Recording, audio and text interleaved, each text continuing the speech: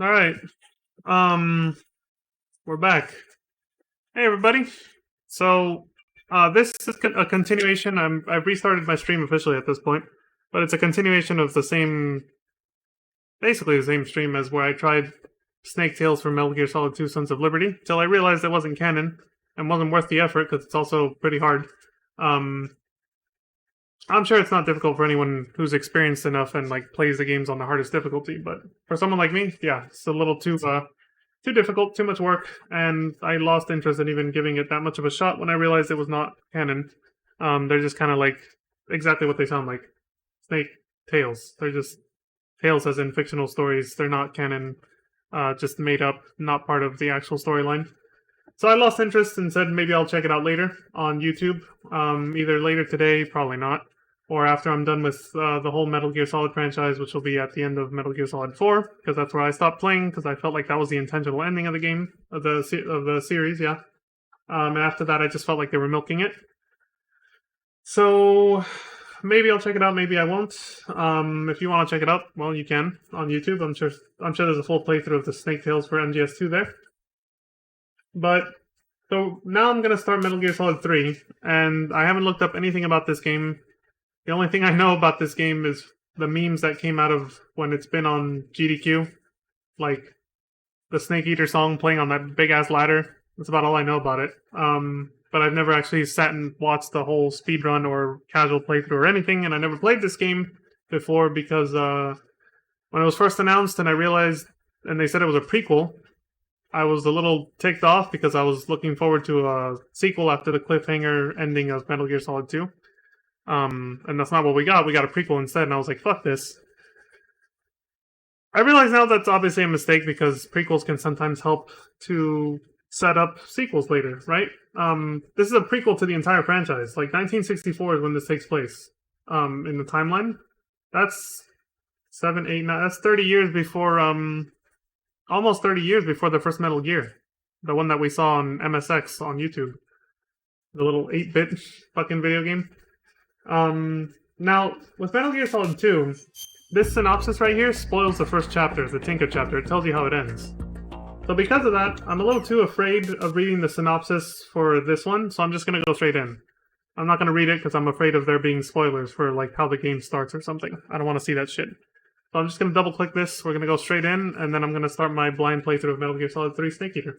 I've never played this game before. I played 4 and saw that there were obviously references to it, but I didn't understand any of them because I didn't play it. Which is why I kind of regret it now, but not too much. It's just whatever. I was never, some super hardcore, fan of the Metal Gear franchise. I'm a little bit more hardcore with Resident Evil and, it used to be with Kingdom Hearts until it went down the shitter. But now I'm a little bit more into Final Fantasy again, thanks to that. But yeah, this is my first playthrough of Metal Gear Solid 3, Snake Eater. I don't know what to expect other than I've heard a lot of hardcore Metal Gear fans talk about how it's their favorite one in the franchise, and it's objectively the best one in the franchise for a lot of people who are fans of this franchise. A lot of uses of that word in a short period of time, I know. But bear with me here. And yeah, I guess, let's see what happens. So I'm not going to be able to look up, I don't want to spoil anything for myself, so I'm not going to look up any Easter eggs or anything like that, which means I'm probably going to miss a lot of them. So anybody who's looking for a playthrough where the player sees all the Easter eggs and funny stuff in the game, this isn't going to be that, because I'm going into this completely blind. I don't know what the hell's going to happen. Alright, I'm skipping the synopsis. Here we go. I'm looking at the artwork, but I'm not reading that. Cool. Alright. All I know is it takes place in 1964, because it says right there. Also, this game is supposedly the one that has Metal Gear 1 and 2 for the MSX, converted for PlayStation and Xbox, wherever you choose to buy this game, right? So you can actually play it here. Like the original PS2 release, I think, of Metal Gear Solid 3.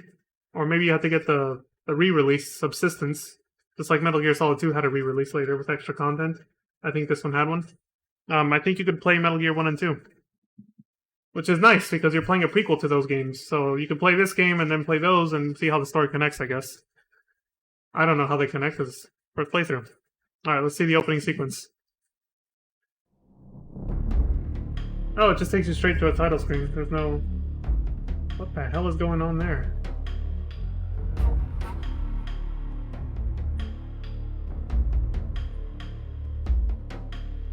Was that just like a weird hand-to-hand combat takedown? It is, he's like disarming him.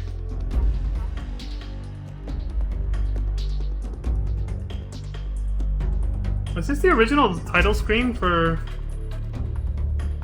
Like, is this what it looks like? Or is this because of the HD edition? I've never seen somebody fire this up on PS2. Because the colors make this really fucking weird.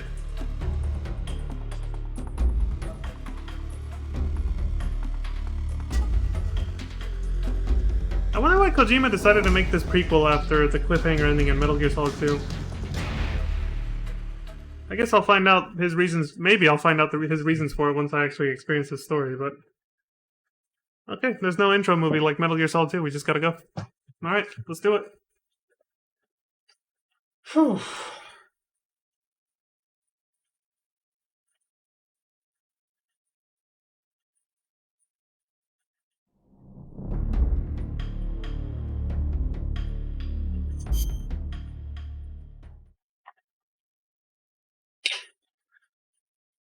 Oh, there it is.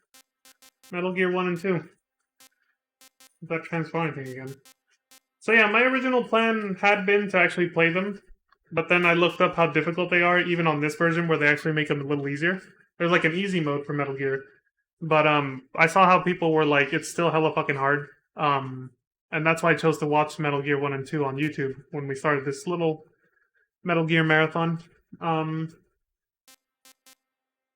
Otherwise, I was going to play them here.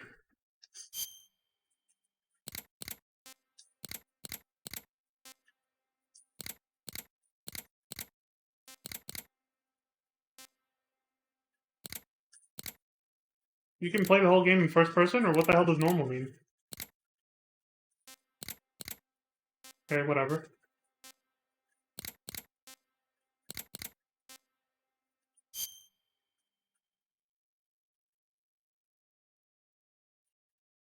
I can't see anything above the orange line either. We'll just leave it at default for now. Hopefully it won't be too dark. Briefing file. What the hell is this? I hope these don't spoil the game or something. Special mode.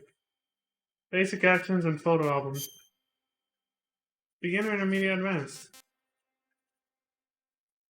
I'm guessing there will be tutorials, so I'll just... fuck it. I won't sit here and read all that right now. Virtuous Mission and Operation Snake Eater. Are these going to be spoilers? Jack, I've got some important news. I hope not. The head of the CIA has finally given us the green light for the Virtuous Mission. Virtual mission? No, the Virtuous Mission. The future of our Fox unit depends on it. If it succeeds, we'll be officially organized into a unit. Virtuous mission? Sounds like some kind of initiation ritual. You know, don't get cocky. This isn't a training op. Right. So what exactly is this wonderful mission? Well, about 2 years ago, a certain Soviet scientist requested asylum in the West through one of our moles. His name is Nikolai Stepanovich Sokolov. He's head of the OKB-754 Design Bureau, one of the Soviets' top-secret weapon research facilities, and the East's foremost expert on weapons development. Sokolov? Isn't he that famous rocket scientist? The very same. On April the 12th, 1961, the Soviets achieved the first manned spaceflight in history. The Earth was blue, but there was no God. Well spoken. The rocket that carried Yuri Gagarin to orbit was the A-1, known as the Vostok rocket. Sokolov is said to be the man most responsible for the multi-engine cluster used in that rocket. After Gagarin's flight, Sokolov left rocket development to become the head of the newly established Design Bureau. From a lowly technician to head of a design bureau, that's quite a success story, so why do you want to defect? It seems he'd become afraid of his own creations. Afraid? Call it a crisis of conscience. And for that, he left his country and his family behind and went over the fence? Not exactly. One of his conditions was that his family was also to be taken safely to the west. We used a mole to get the family out first, and succeeded in sneaking Sokolov over the Berlin Wall shortly afterwards. I was the one who conducted the operation. The security on the eastern side was still full of holes back then. Then what? We got Sokolov over in one piece, but the whole ordeal had left him exhausted, and we checked him into a hospital in West Berlin. It took him 2 weeks and more than 600 miles to get from the research facility in the Soviet Union to Berlin. He was in no condition to say anything coherent. And it was only a week later that we had something much bigger on our hands. The Cuban Missile Crisis. October the 16th, 1962, President Kennedy received word that the Soviets were in the process of deploying intermediate-range ballistic missiles in Cuba. The President demanded that the Soviets dismantle and remove the missiles. At the same time, he announced a naval blockade to prevent further missile shipments from reaching Cuba.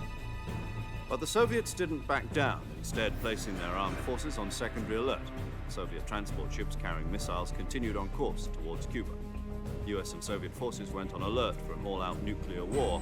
Frantic negotiations were conducted through the UN's Emergency Security Council and unofficial channels to end the hair-trigger standoff. Finally, on October the 28th, the Soviet Union agreed to remove its missiles from Cuba, and so the world avoided a nuclear holocaust. But in order to get the Soviets to pull their missiles out, we had to make a deal. You mean the one where the US agreed to remove its IRBMs from Turkey? No. The Jupiter IRBMs deployed in Turkey were obsolete, and we were going to get rid of them anyway. They had no strategic value whatsoever to either the US or the Russians. The Turkey deal was a ruse, a cover story that was fed to the other intelligence agencies around the world. So what did the Russians really want? Sokolov. They wanted us to return Sokolov. You mean the Soviets pulled out of Cuba just to get their hands on Sokolov? That's right. What the hell was he working on? At the time, we had no idea. We were running out of time. It was either give up Sokolov or risk full-scale nuclear war. In the end, we had no choice. President Kennedy gave in to Khrushchev's demand. The next day, I got Sokolov out of the hospital, handed him over to agents on the eastern side. Sokolov kept on screaming, "Save me," until he disappeared from my sight. Then a month ago, we received some new information from one of our moles. About Sokolov? Yes. He was taken back to the research facility and forced to continue working on the weapon in question under KGB supervision. What's more, it's on the verge of completion. So what kind of weapon is it? Something to do with space rockets? No, missiles. Same technology. I guess you're right. We don't know the details, but it appears to be a new kind of nuclear device. For half a year now, the Soviets have been conducting frequent nuclear tests at Semipalatinsk. Something to do with the weapon, I assume. We're talking about a secret weapon so big that Khrushchev was ready to pull out of Cuba to get it back. Is Sokolov still in the facility? No, according to our intelligence, he's in Selinoyarsk, a place in the mountains about 3 miles to the west that's known as the Virgin Cliffs. The Virgin Cliffs. Nice name for a virtuous mission. They moved him there just recently. Why? Apparently, they're conducting a field test of the weapon, but it's our best chance to get him back. This mission would never have been possible if he was still in the research facility. This is our last chance. Sokolov must have known that too when he contacted us.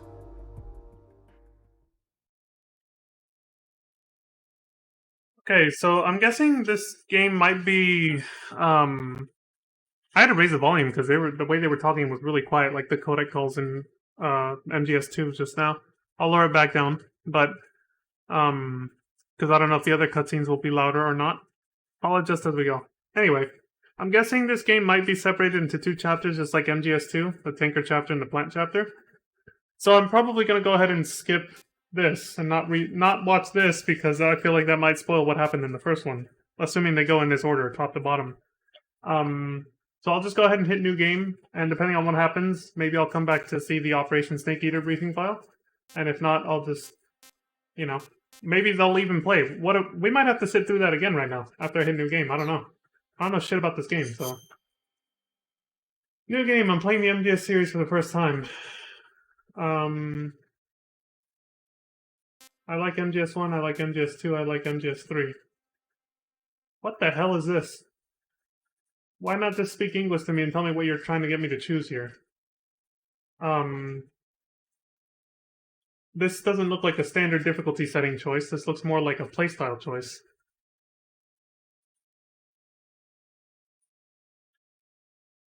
But I don't know. I guess I like MGS2. I've never played 3, so I can't really say that.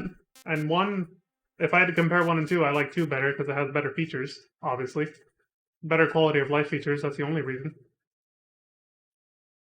So, I like MGS2.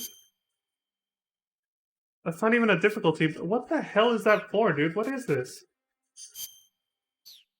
So it's not a difficulty. Oh, hold on, you get more difficulty choices if you do that. Does this, like, dramatically affect how you play the game? There's very easy, and normal and hard for these other two. But you have to say you like MGS3 if you want extreme and European extreme. For beginners, very easy. For non-action experts, easy. Standard difficulty level is normal. Hard is for confident players. Extreme for action game experts.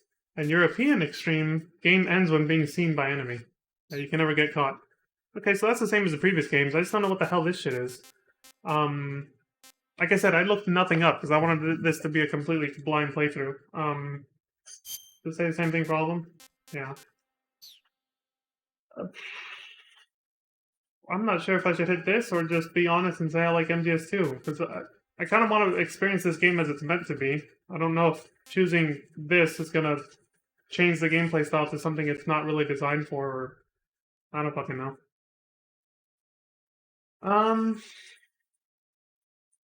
Fuck it. This is how blind playthroughs go, I guess. It is what it is. I'll just be honest and say I like MGS2. Whatever. Watch, if we have to sit through that briefing thing again, I might try to skip it, but I'm scared I might skip the scene that comes after, too. I don't know. After the end of World War II? Oh, shit. World War II, the world was split into two, East and West. This marked the beginning of the era called the Cold War. Good thing he's gonna read it for me.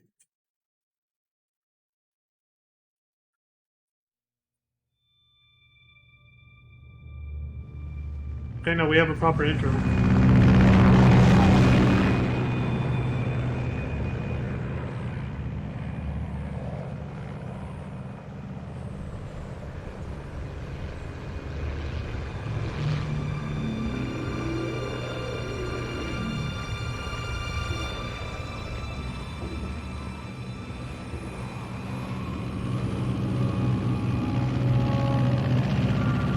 Saw a name there called Brian Cummings. Flying over Pakistan, altitude 30,000 feet. 5:30 a.m. August 24th, 1964, Pakistan. 20 minutes to drop off. Commencing internal depressurization. Equipment check. Arm main parachute. All right. You ready to go? Drop zone still showing a high pressure mass.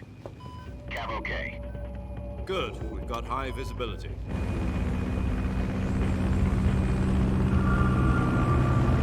There's a Foxhound logo. They were around since way back then, I guess. Put out that cigar. Connecting oxygen hose to interior connector. Put on your mask.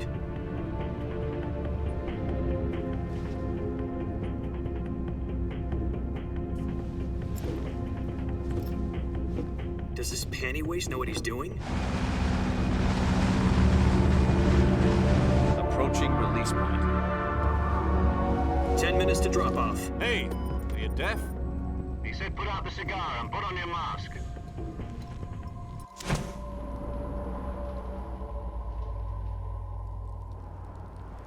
Nice big Cuban cigar.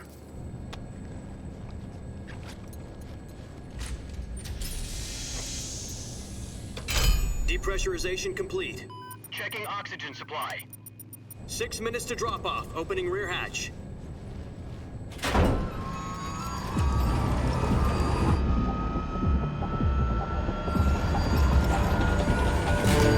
Sunrise.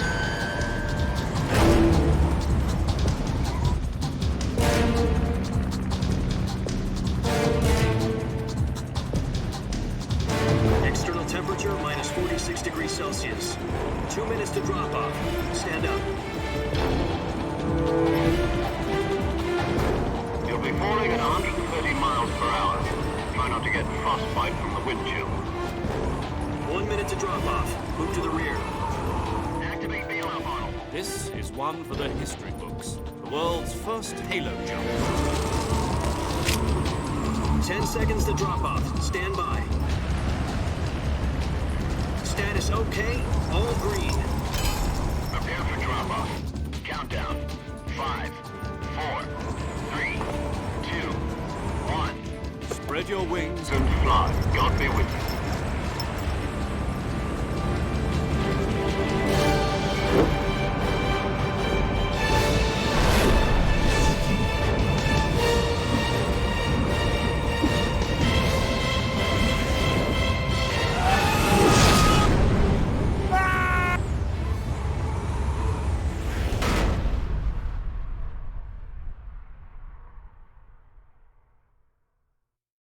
Jack, I've got some important news. The head of the CIA has finally given us the green light for the Virtuous mission. Virtual mission? No. I knew we were gonna have to sit through this The again. future of our Fox unit depends on it. If it succeeds, we'll be officially organized into a unit. Virtuous mission? Sounds like some kind of initiation ritual. I'm gonna Okay, skip copy. this, This and is a hopefully it training. does not skip whatever happens after. Otherwise, this is gonna So suck. what exactly is this wonderful mission? Well, about 2 years ago, a certain...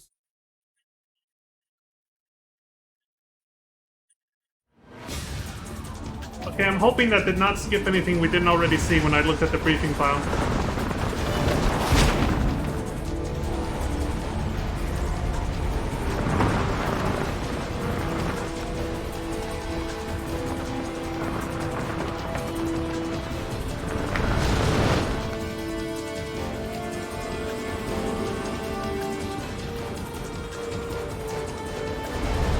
Listen up, Jack. Your mission is to infiltrate Selino Yask in the Soviet mountains, ensure the safety of Sokolov, and bring him back to the West.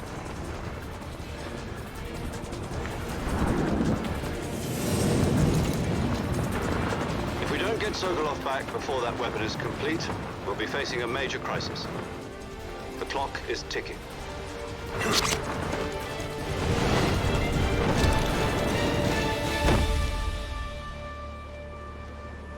Once we've confirmed the rescue of Sokolov, stand by at the recovery point. A recovery balloon will be dropped at that point. Helium will be pumped into the balloon to inflate it. The process takes about 20 minutes. Once it's complete, the gunship's arm will latch onto the balloon and pull it up. The Fulton surface-to-air recovery system. I'm familiar with the theory.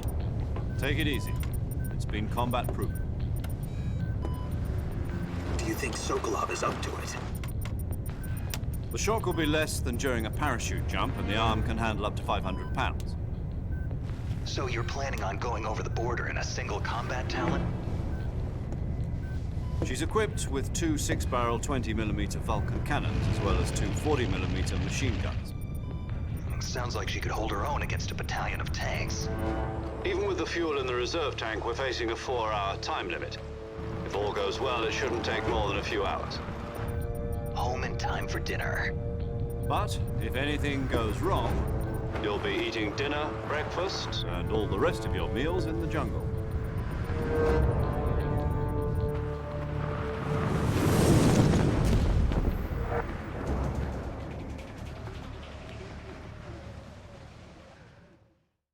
Is there a reason the helmet and his hair looks the way it does? Because I hope why does he look so much like Jack from Metal Gear Solid 2? I hope that's not just because of what I picked.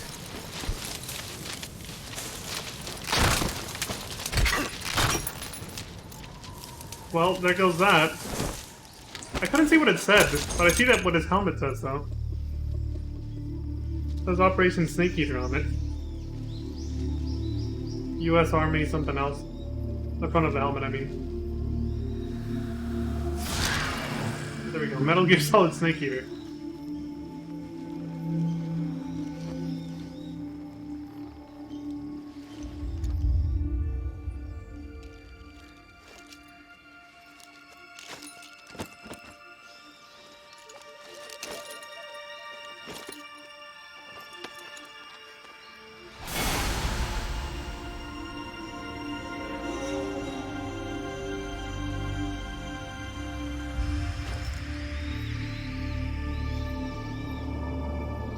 Jack David Hayter.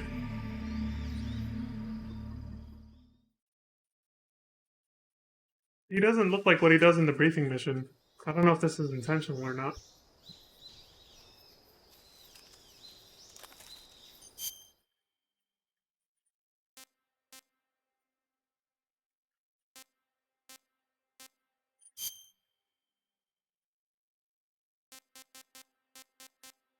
Oh, thank God they have a way to return to title screen.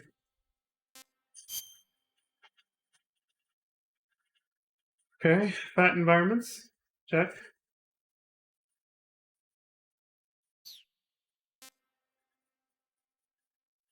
Eat food gathered. Calorie mate. I lost like half my gear during the parachute.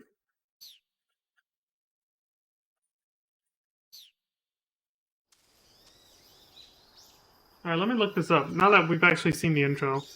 Before I keep going. Let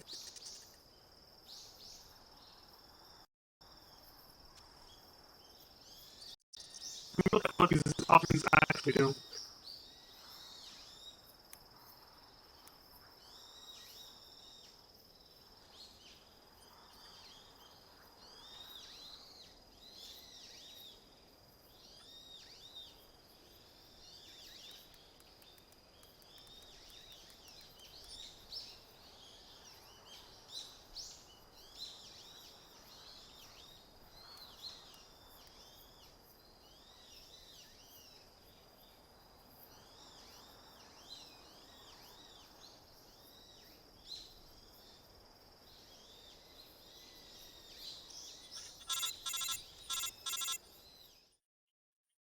Should have left the game paused.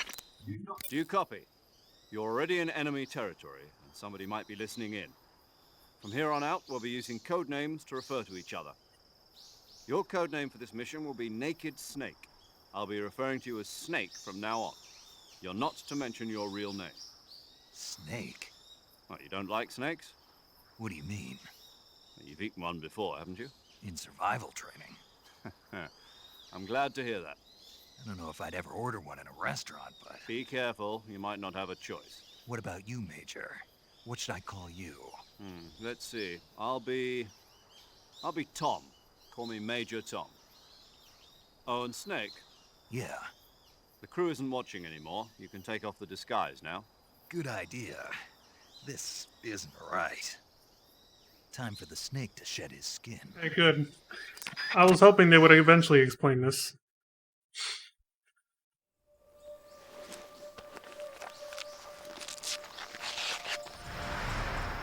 It makes me wonder if the mask is determined by that, though. Snake, David Hayter. It's a nice Easter egg. I'm looking at the very beginning of a full walkthrough to see if they explain the mechanics behind what you choose there.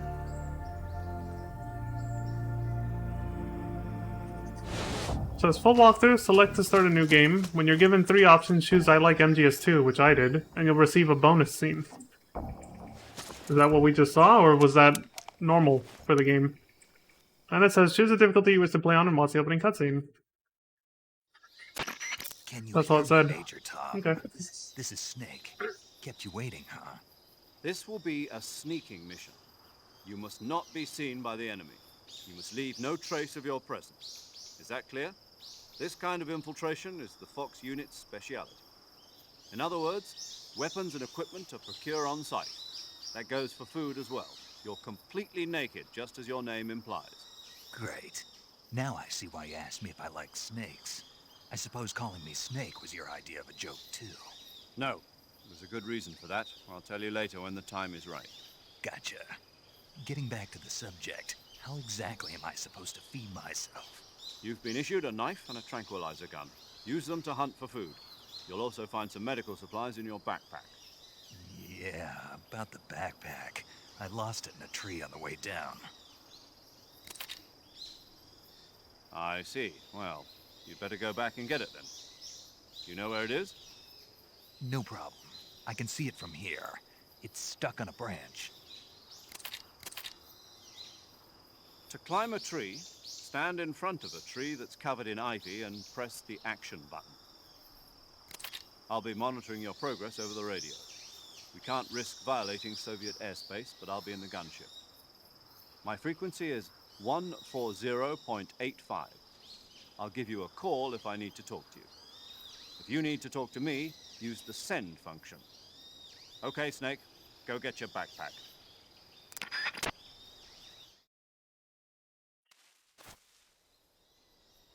Alright, yeah, the game fact didn't explain anything. It just kind of said, pick the thing I did and you'll get a bonus scene, and that's it. And then it just starts the walkthrough. Alright, cool. Well, I won't risk spoiling anything else for myself, but I'm guessing the extra scene was what we just saw. You get to start off wearing Jack's face from Metal Gear Solid 2, and then he takes it off and shows his real face afterwards. I'm guessing if you pick any other option, you don't get to see that. Just by how this game fact started. I'm gonna close it now, because like I said, I don't want spoilers, but I had to look that up.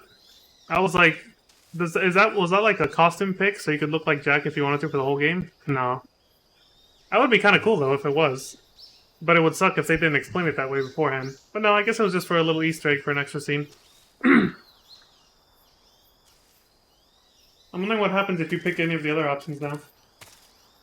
Okay, so I'm guessing the top right is kind of like in Metal Gear Solid 4, where it was basically indicating how camouflaged you were or you weren't, depending on what you were wearing and how it blends into the environment. Survival viewer.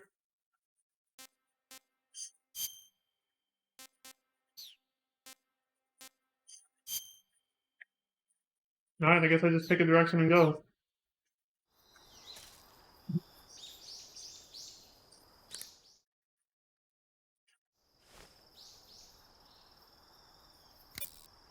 Major Tom.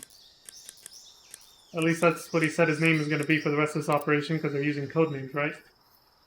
Like Jack and Snake and whatever else.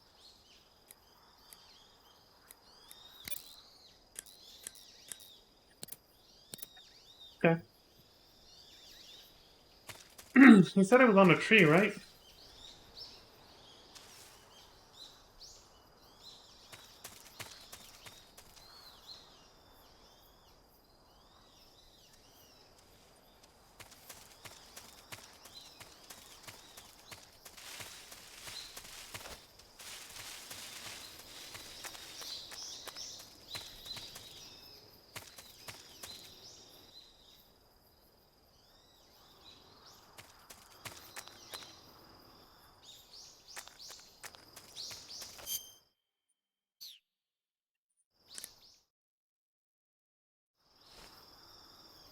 Oh wait, the map was in the other menu.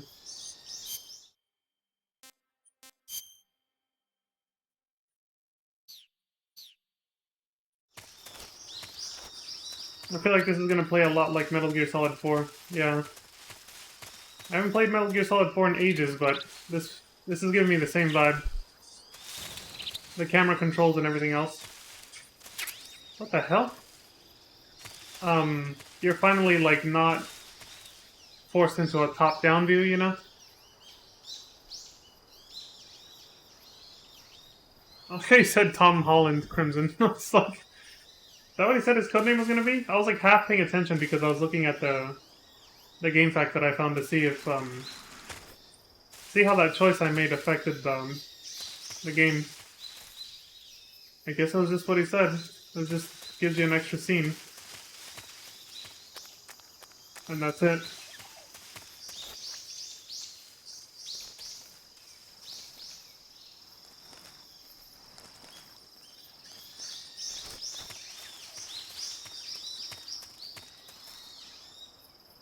I'm gonna guess you can fall off, so I'm not gonna run off the edge.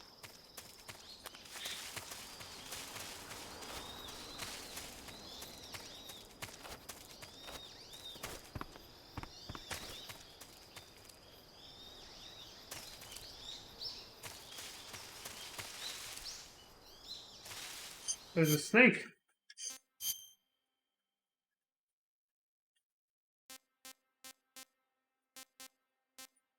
Let me change this. There we go. It's a little bit more intuitive for me.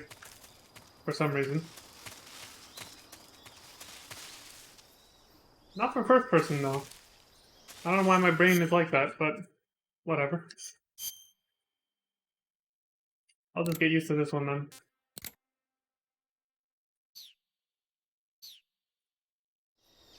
What the hell? Oh, if you choose normal view, it can be like Metal Gear Solid 1 and 2 then.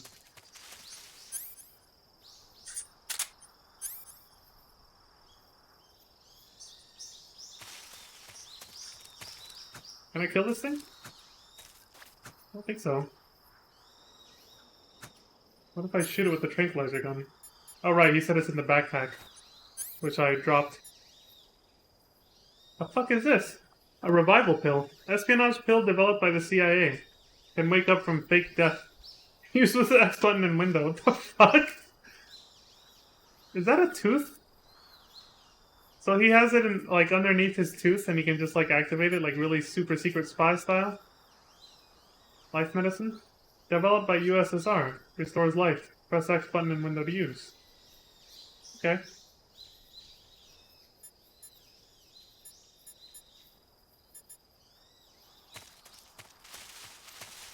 So I'm guessing I can't do anything to these guys.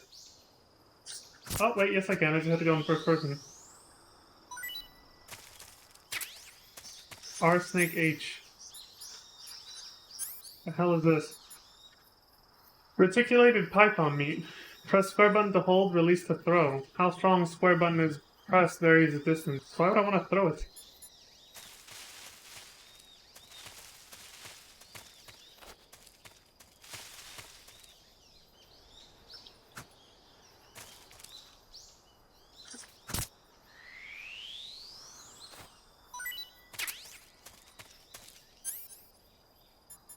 Well, I have more now, I guess. I thought maybe it was to make food or something. Oh, it is. This is not yet eaten.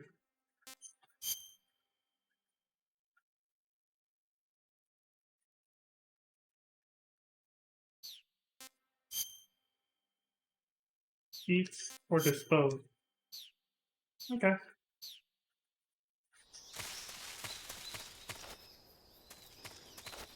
Game has a bunch of new mechanics I'm not used to.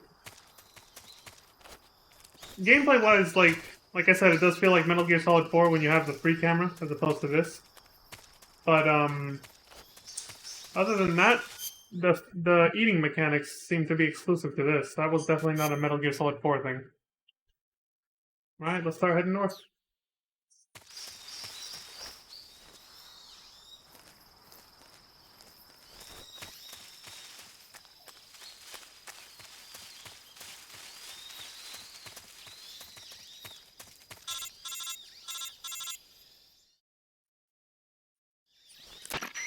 Snake, where do you think you're going? You can't expect to proceed with the mission without any weapons or equipment. First, you'll need to recover your backpack. It's caught on a tree to the south. Press the action button to climb the tree and retrieve your backpack. Is that clear? Oops, I guess that is the tree where it was at. My bad. Yeah, there it is. There we go.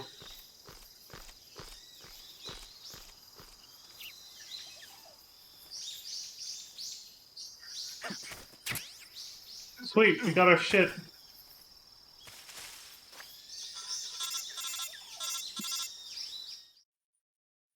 This sound crimson? I see you've retrieved your backpack, Snake. To equip a weapon, it's necessary to take it out of your backpack. In the survival viewer, choose Weapon from the backpack. Your available weapons will be displayed in a window in the upper left. From that list, choose the weapon you want to equip and press the Enter button. For other equipped items, just do the same thing from Item. Got it. Use the survival viewer backpack. Yep, that's right. Survival is fundamental to this mission. After you've been out in the field for a while, your stamina will start to drop. If your stamina gets too low, it'll affect your performance. You won't be able to shoot accurately, for example, and your wounds won't heal as smoothly. Keep an eye on your stamina so you don't run out. To recover lost stamina, you can hunt for local flora and fauna. You can use either your tranquilizer gun or your knife to hunt. My only weapon is a Mark 22 Hush Puppy tranquilizer gun?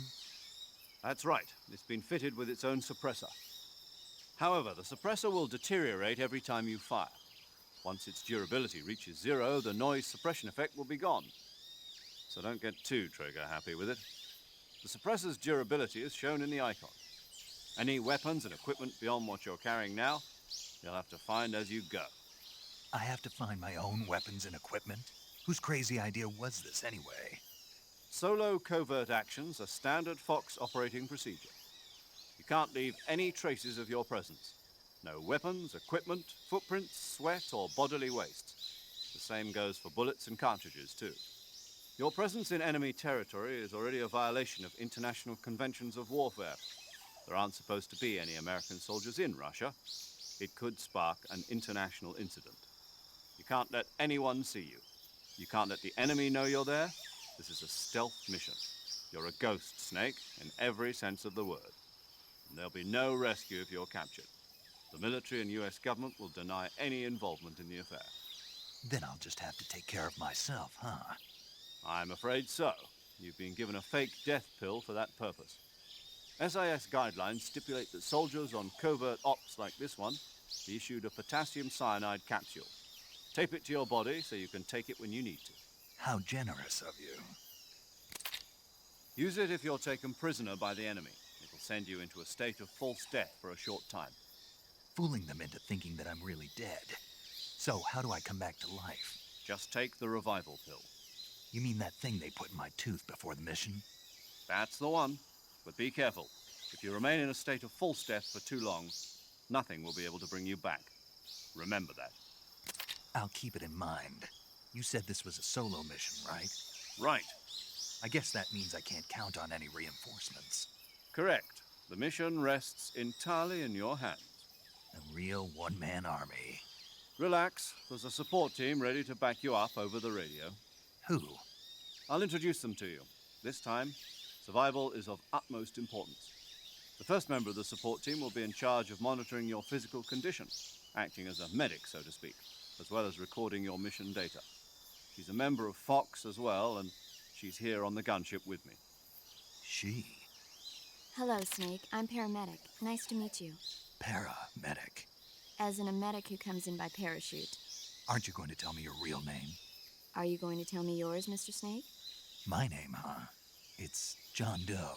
And they call you Jack for short. You're a regular Captain Nemo. A name means nothing on the battlefield. After a week, no one has a name. What's your name? Jane Doe. Very funny. I wasn't joking, but I'll tell you my name only if you manage to make it back alive. My frequency is 145.73. She's also in charge of recording your mission data. Whenever you want to save, send a message over the reserved save frequency, 140.96. So saving lets me record my mission data. That's right. It also records the state of your health. Good to know. There's one more person I want to introduce you to, Snake. Why the hell's the audio Speaking spike? of snakes, you remember the boss, don't you? A legendary soldier and your mentor. Actually, it was the boss that got the DCI's authorization in the first place. She's going to be serving as Fox's mission advisor. The boss is? She also helped me plan this mission. She and I were at SAS together. Jack, is that you? How many years has it been? Boss? That's right. It's me. Oh. Talk to me. Let me hear your voice. It's been 5 years, 72 days, and 18 hours. You've lost weight. You can tell just by the sound of my voice. Of course I can. I know all about you. Really? Well, I don't know anything about you. What's that supposed to mean? Why'd you disappear on me all of a sudden? I was on a top-secret mission. You didn't need me anymore. But there were still so many things I wanted you to teach me. No, I taught you everything you needed to know about fighting techniques. I taught you all I could. The rest you needed to learn on your own. Techniques, sure. But what about how to think like a soldier? How to think like a soldier? I can't teach you that. A soldier needs to be strong in spirit, body, and technique. And the only thing you can learn from someone else is technique. In fact, technique doesn't even matter. What's most important is spirit. Spirit and body are like two sides of a single coin. They're the same thing. I can't teach you how to think. You'll just have to figure it out for yourself. Listen to me, Jack. Just because soldiers are on the same side right now doesn't mean they always will be. Having personal feelings about your comrades is one of the worst sins you can commit. Politics determine who you face on the battlefield. And politics are a living thing. They change along with the times. Yesterday's good might be tomorrow's evil. Is that why you abandoned me? No, it had nothing to do with you. I already told you, Jack. I was on a top-secret mission. A soldier has to follow whatever orders he's given. It's not his place to question why. But you're looking for a reason to fight. You're a natural-born fighter, but you're not quite a soldier. A soldier is a political tool, nothing more.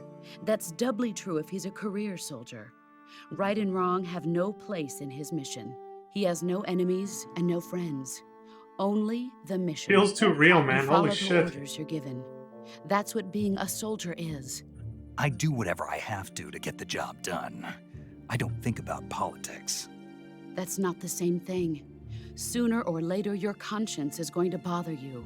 In the end, you have to choose whether you're going to live as a soldier or just another man with a gun. There's a saying in the Orient, loyalty to the end. Do you know what it means? Being patriotic. It means devoting yourself to your country. I follow the president and the top brass. I'm ready to die for them if necessary. The president and the top brass won't be there forever. Once their terms are up, others will take their place. I follow the will of the leader, no matter who's in charge. People aren't the ones who dictate the missions. Then who does? The times. People's values change over time, and so do the leaders of a country. So there's no such thing as an enemy in absolute terms. The enemies we fight are only enemies in relative terms, constantly changing with the times. As long as we have loyalty to the end, there's no point in believing in anything, even in those we love. And that's the way a soldier's supposed to think? The only thing we can believe in with absolute certainty is the mission, Jack. All right, but do me a favor. What is it? Call me Snake. Snake. Oh, right. Your code name is Snake. It suits you well. That's right. The legendary unit that the boss put together during World War II was a snake. The Cobra unit, a group of heroes that brought the war to an end and saved the world. As long as you've got a legendary hero backing you up, you'll be fine. Isn't that right, Snake? Yeah, I can't think of anyone else I'd rather have with me. Oh, and one more thing, boss. Yes? It's good to hear your voice again. Same here. After all, who knows if either of us will make it out alive? Snake, you are always best at urban warfare and infiltrating buildings. But this is the jungle. Survival is going to be key. Those CQC techniques I taught you are sure to come in handy. CQC? Close quarters combat, huh? I've been in the Green Berets for the past few years. I'm probably pretty rusty. Not to worry. I'll be here to help you remember. After all, this is your first actual survival mission. I'll be supporting you over the radio. Where are you, boss? Next to the Major? The boss is communicating with us by radio from aboard a Permit-class submarine in the Arctic Ocean. My frequency is 141.80. Call me if you need my advice on battle techniques. Gotcha. Your mission is to retrieve Dr. Sokolov. Dr. Sokolov is being held in an abandoned factory located to the north of your current position. I don't know why their audio Combat and fluctuates don't like let this. anyone see you. Don't forget that this is a stealth mission.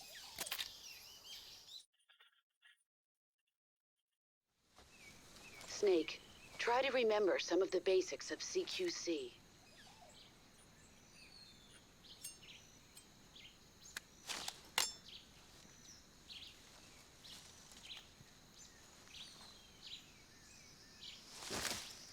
Commencing virtuous mission now.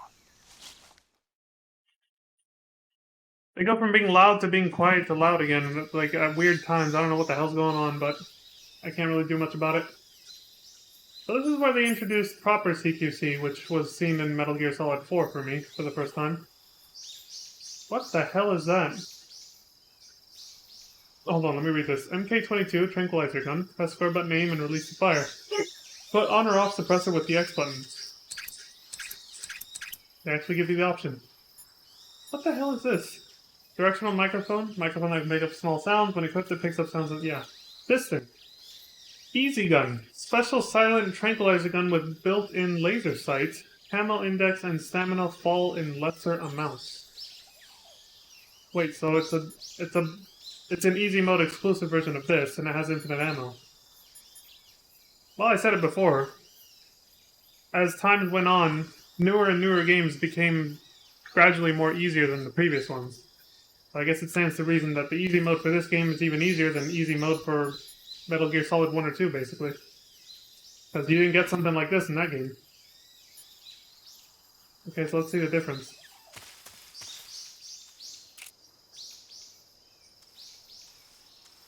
Okay.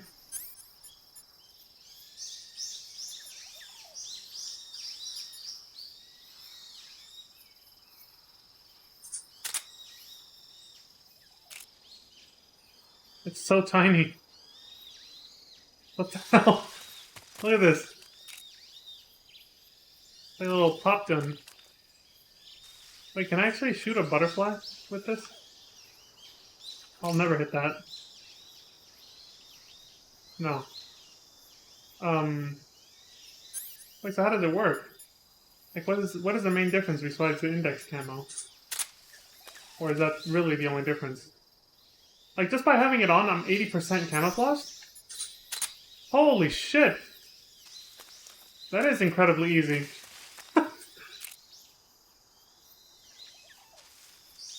Alright, let's test it.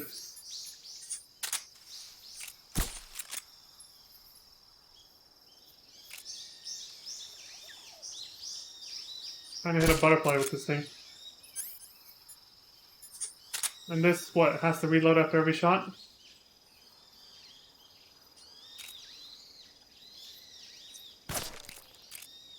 It's a small reload, though. It's like, not gonna...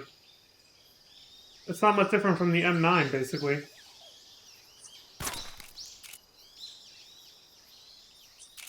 You can spam this a lot. Well, I'll take it. Fuck it.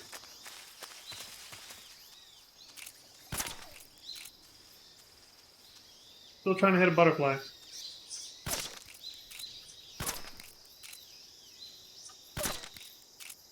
I don't know if you can. I'm gonna stop digging around and just go now.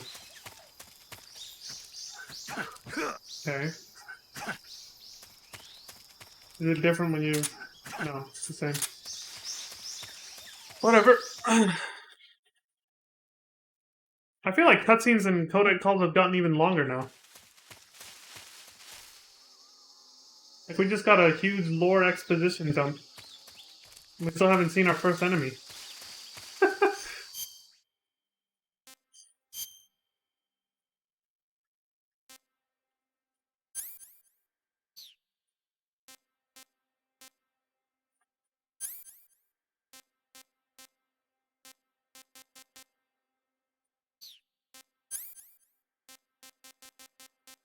Cigar.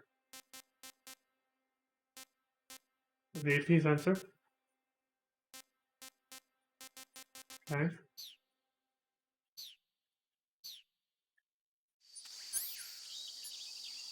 Active sonar sensor that detects animals with sound waves. Press L3 button to emit waves. Consumes battery power when used. Okay, so I gotta be careful. Sensor that detects an object's motion. Does not detect stationary objects, obviously. Consumes battery power when used. Vibrates when detecting life forms equipped to use. Consumes battery power while used. All other vibrations will be off when activated. The fake death pill. Espionage pill developed by the CIA. Can fake death temporarily. Use this X button and window. Okay. Military binoculars allowing long-distance reconnaissance.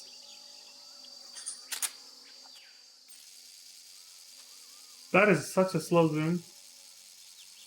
Holy shit. Alright, I got it. Highly addictive and hazardous to your health. But it's always there.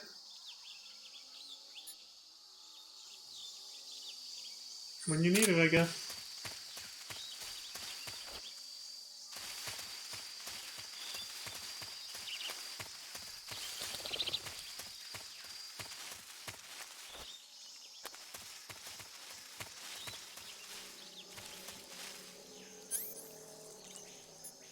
Seems like there's anybody around.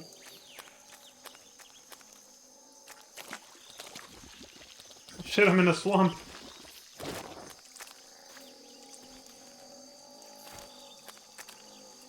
Is that an alligator? There's two of them. Oh my god, they're all over the place. Holy shit.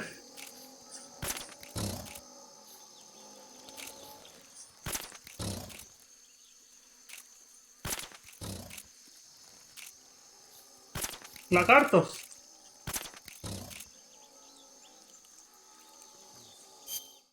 I seriously didn't see them until I did that, until I looked in first person. I was about to walk right into them.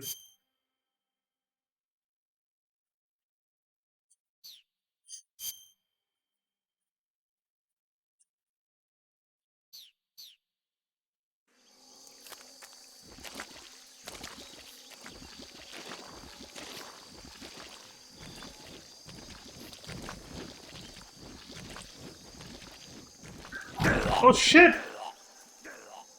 Well, apparently you can't stand in it too long. You just start sinking. Snake, respond, damn it! Snake! Snake!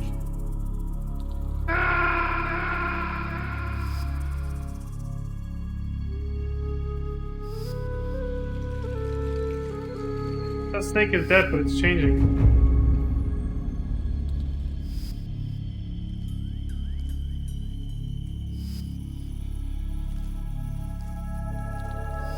The alligator woke up.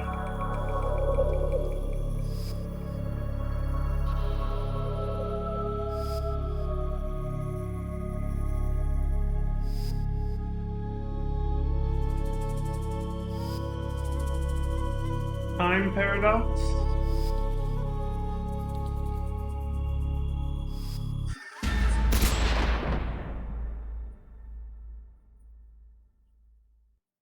I guess, you know, it's a time paradox because this is a prequel. That's a nice little Easter egg. Alright, so I thought the swamp was just, like, deep, and you could just keep walking through it. I didn't think it was one of those... I didn't think it was a mechanic where you're sinking and you can't, like, stay in it too long. I noticed it too late when it was happening. I was like, am I about to die? And then sure enough, I did.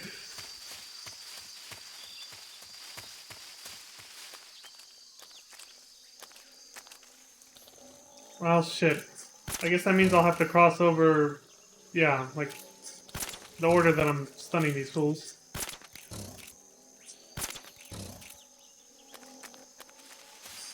Oh shit, I woke him up! Go back to sleep. What the fuck was that? Oh my god, there's another one right there! Holy shit!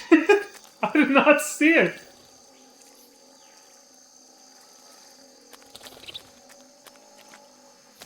There's another one.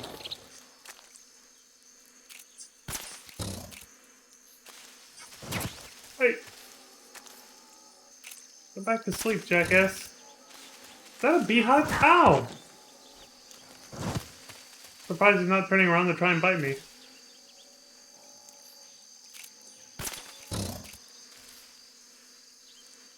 It is a beehive. Huh.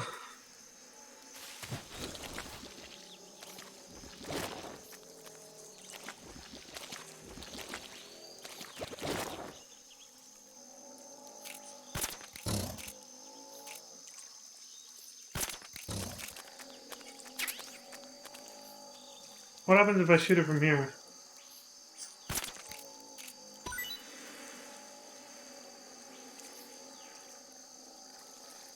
It drops something.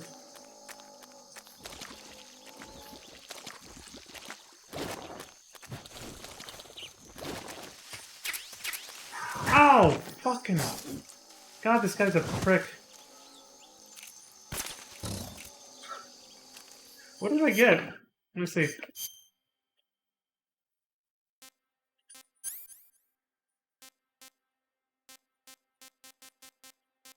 Our nest. A hornet's nest? Can I eat it or something? Or is it something to use? A Baltic hornet nest not eaten yet. Taste unknown. Okay. I could eat it or throw it like the meat, I guess. Okay.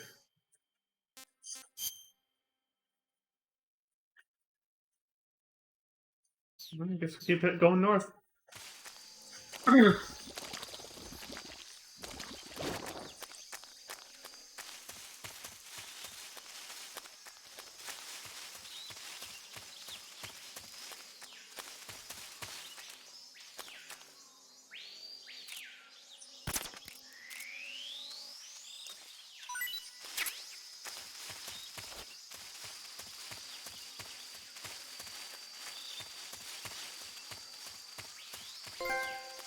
Can I keep it?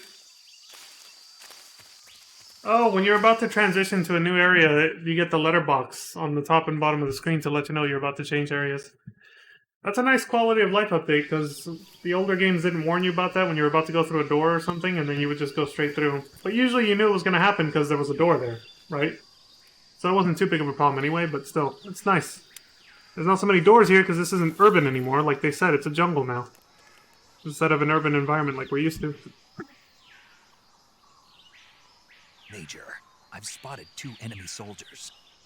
They're probably KGB troops sent to guard Sokolov. AK-47s and grenades.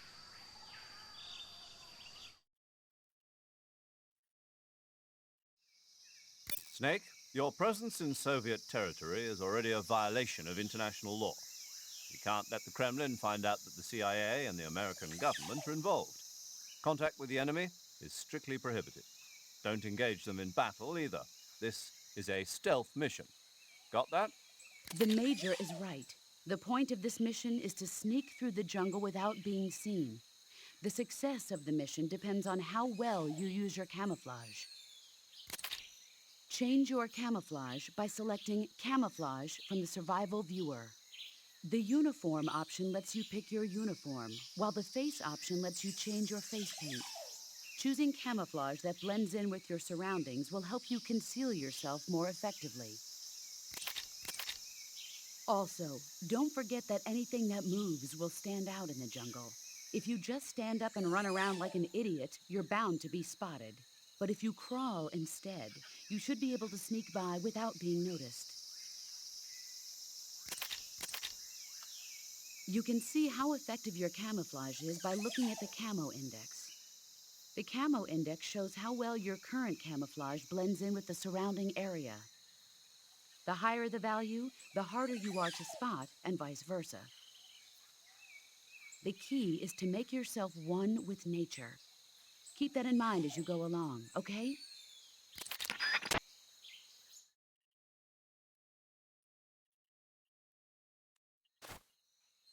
I like how the high-tech suit from MGS4 solves this problem in a very nice way. I won't give spoilers, of course, but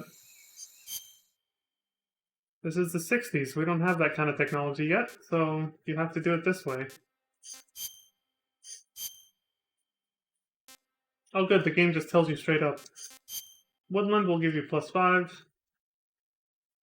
Oh, you can still choose the mask that looks like Jack. Okay. Uniform. What do we got? Tiger Stripe plus 20, Leaf plus 30. Let's go with Leaf. Let's max out.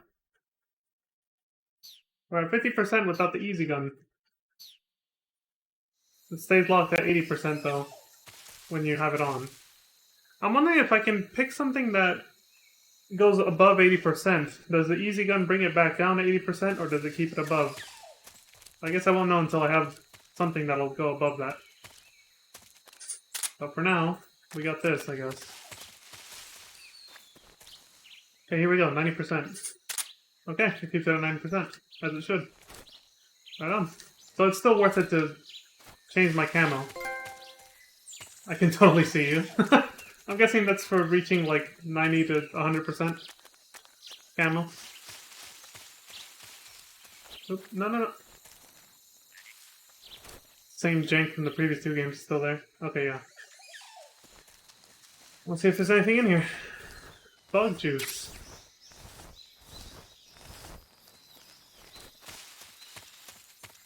So half of this game's mechanics seem to be... Huh? Who's that? Shit, I did not see that dude until I was right up his ass. What's I gonna say? Half of this game's mechanics seem to be survival then, not just stealth this time. Because you have to find shit to heal your wounds and eat. What the hell's this? Is that because he triggered an alert?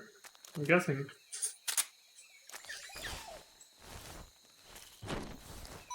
What do you got?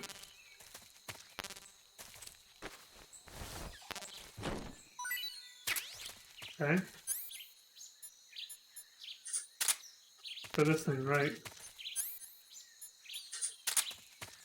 I like how she just told me that too. If you stand up and walk or run around like an idiot, you're sure to be spotted. Literally the first thing I did.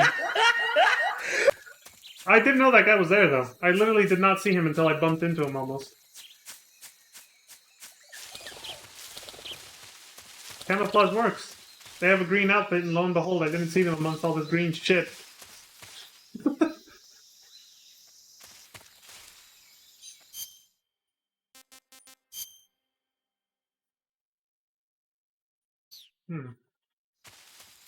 We'll go this way first.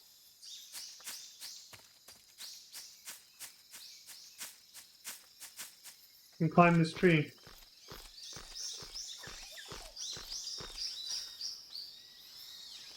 I'm guessing this could work as a hiding spot.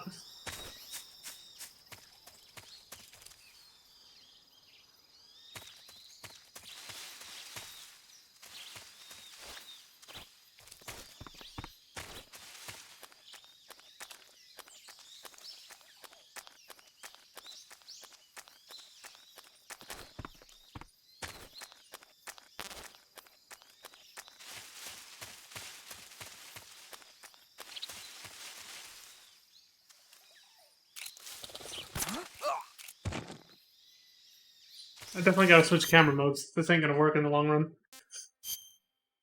I have to be able to use the intended camera mode, the third-person view. Otherwise, I won't see when shit like that happens. Oh, that's why. It's not inverted when I'm in third. That's why it's fucking me up. Reverse. There we go. First person, reverse. There we go. That's what was fucking me up earlier before I changed camera modes. The inconsistency. Much better. I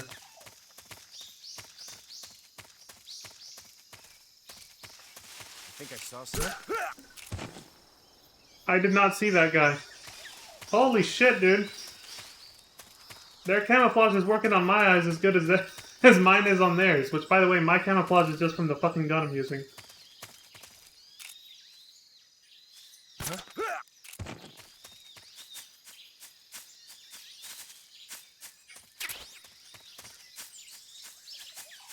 That's twice I almost walk up to some enemy, like, point blank before realizing he's even there. I'm seriously not seeing them at all. They blend in. This is gonna be a hilarious first playthrough, dude. Fucking perma-noob rolling through over here.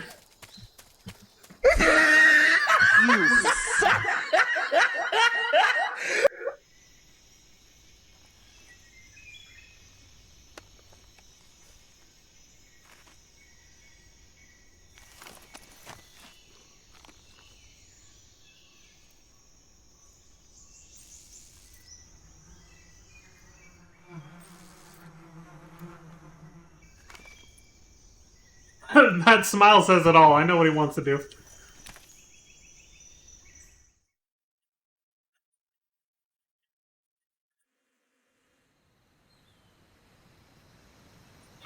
Sorry about this, buddy. I hear something. What the hell? The bees didn't even go after him.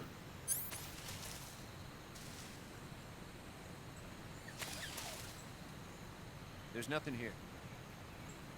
Well, that was pointless. That's not what I was expecting to happen at all. I wonder if I can still salvage this, though. I don't think so, but...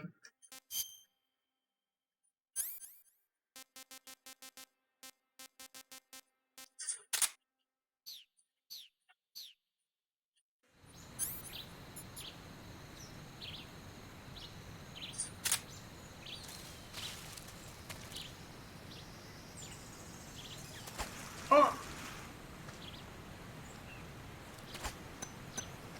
Huh? I hear something. That's not how that works. How pointless.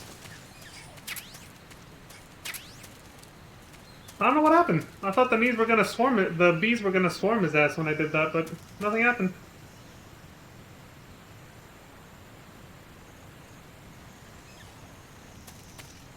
That was disappointing as hell. Maybe I was supposed to wait? Instructions unclear. Who gives a shit?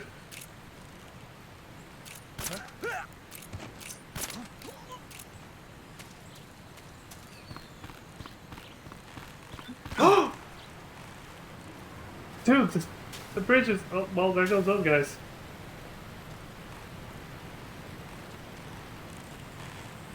The bridge is rickety.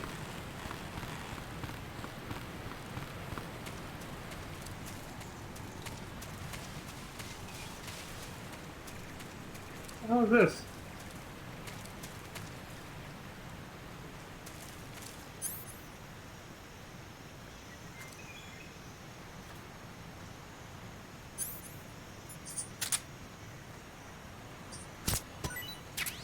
I thought so.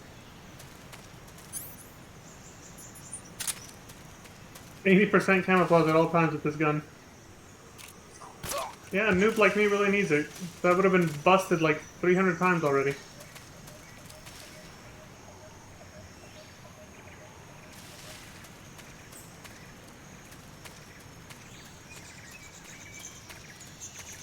I don't think I need food that much. My stamina bar's not even going down yet. So I'll pass on the mushrooms. It could be an easy mode mechanic, a very easy mode mechanic, that the stamina bar doesn't go down. Unless, like, I'm damaged or something.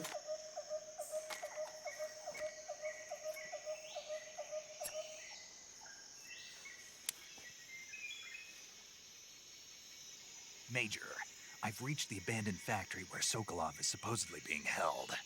This place is a dump.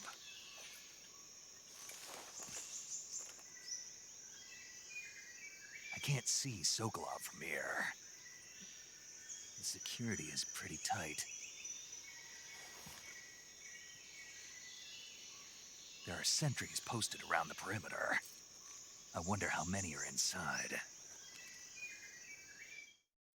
You notice when the R1 button appears on the top right like that? I learned from Metal Gear Solid 4 you're supposed to hold down the button for that. Is inside the factory. They should be holding him in a room in the northeast section. It's just to get a first-person view, Got it. basically.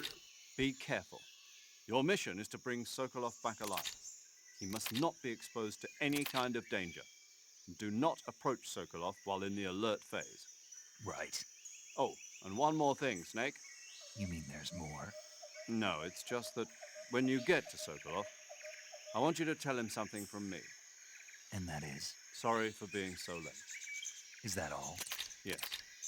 Understood. Beginning my approach to the target. Checking to make sure my webcam doesn't block out too much of the little portrait of the character talking. No, it doesn't. And it's not that important this time around. There's no facial expressions like in Metal Gear Solid 1 and 2, so It doesn't matter if my webcam is this size.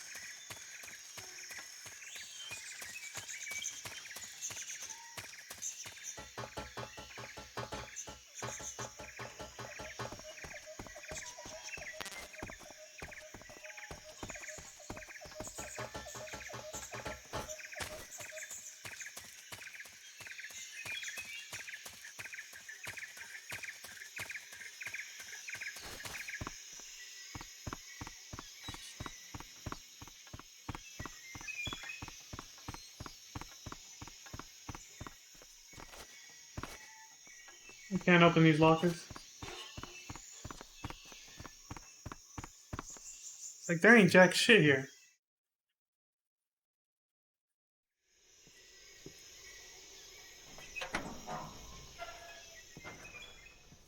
Oh shit.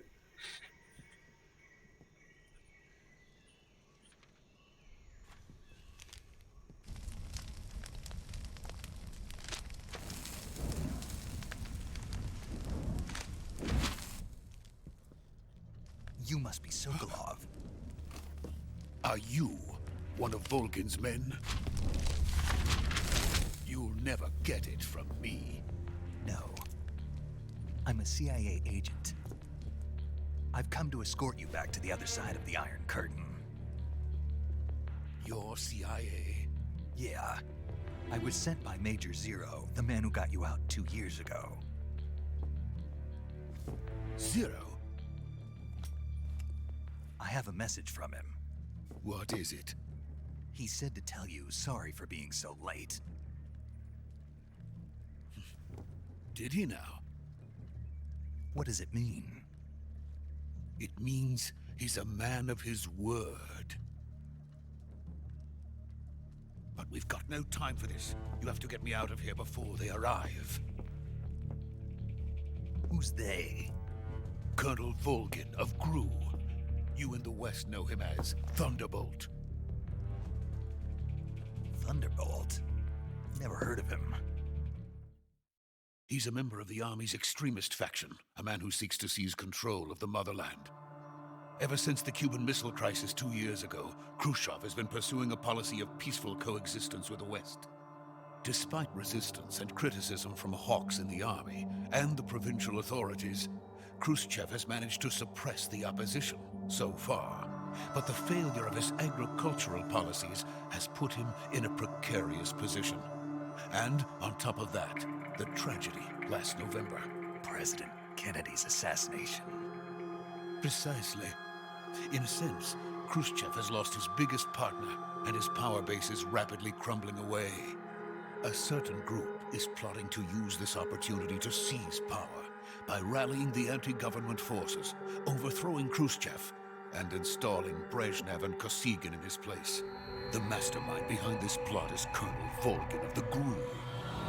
He has control over another secret weapons research facility much like this one, OKB-812, known as the Granin Design Bureau, and is using it to further his plans.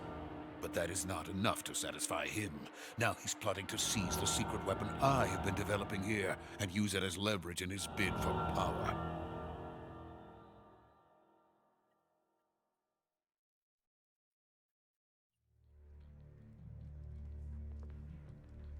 The intelligence says that they are going to make their move during the test.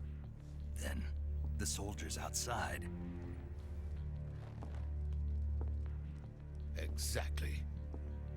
They wouldn't need that many men just to keep me inside. Their orders were to prevent Colonel Volgin from capturing me. Even if it meant killing me in the process, or so it would seem.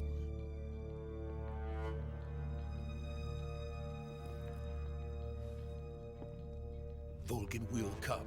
I'm sure of it. You must get me out of here before then. Leave it to me. By the way, your Russian is superb.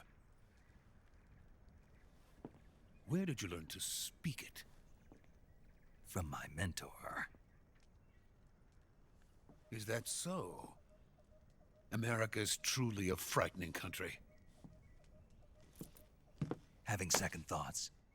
No. I have no love for this place. Let's go.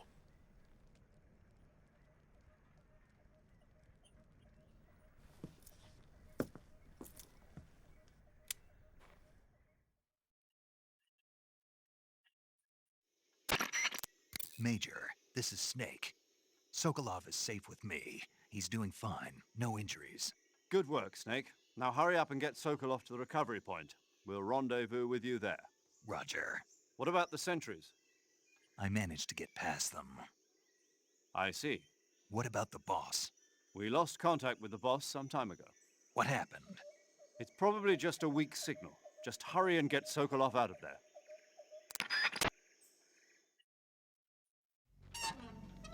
It seems at this point in time, Foxhound was just known as Fox, which we saw earlier in the scene, so I forgot to comment on this, but that's because I'm getting overwhelmed by too much information. But they have the same logo, which is now the Kojima Productions logo. And it seems they weren't a full-fledged unit just yet. This was the mission that was supposed to put them on the map as a, you know, well-known and respected unit, I guess. Foxhound, I mean. That's what it sounds like from what Tom was saying in the briefing mission. What the hell is this guy doing?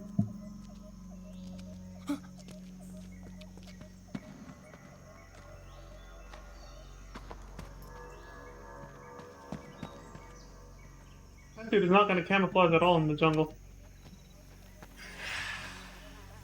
The fuck was that?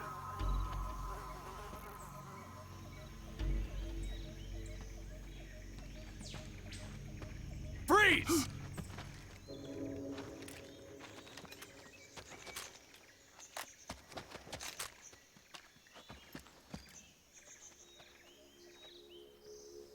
Well, that went bad pretty fast. So this is the legendary boss. Huh?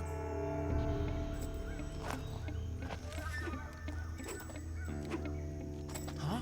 Oh, hell no. We meet at last.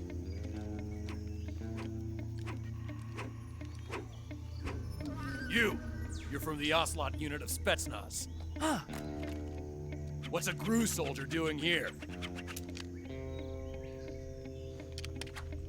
Soldier?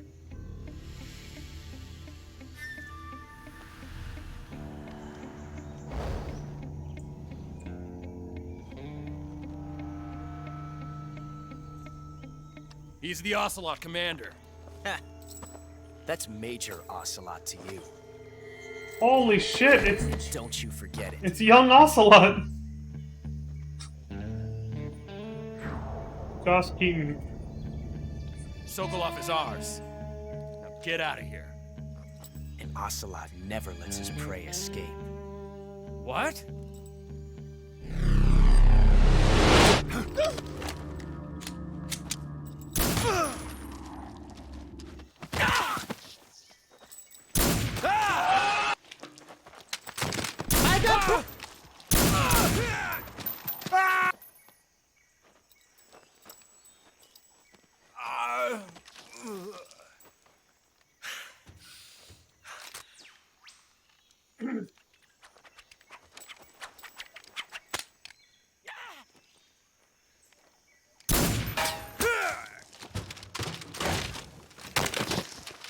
The ricochet that he did in Metal Gear Solid 1. Yeah, that's him, alright.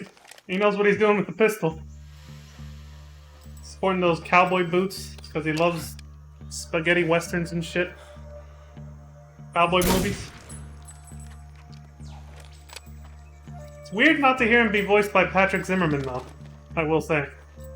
But I mean, Patrick Zimmerman's voice is for like an old dude, and this dude is young as hell here, so... I can't say it feels good to kill a comrade, even if it is for the GRU. Sokolov, take cover.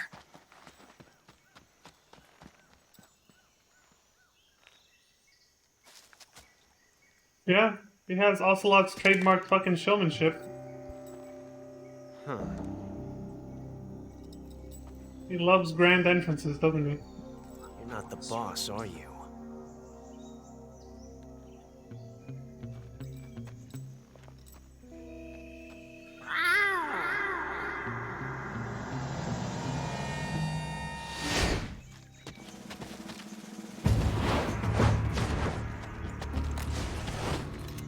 GRU operatives?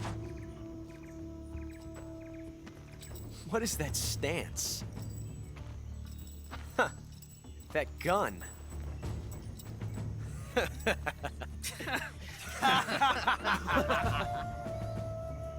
If you're not the boss, then die.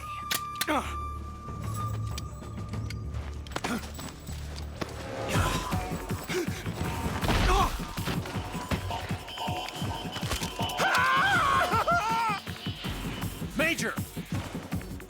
Leave it! Shoot the other one! Whoa!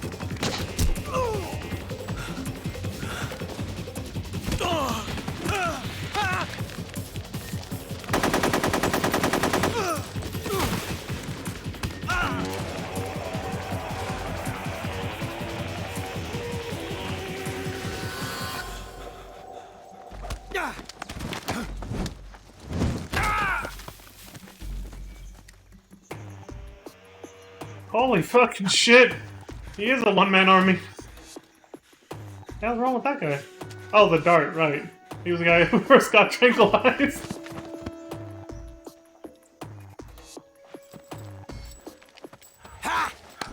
Talk shit, get hit, bitch. You bastard!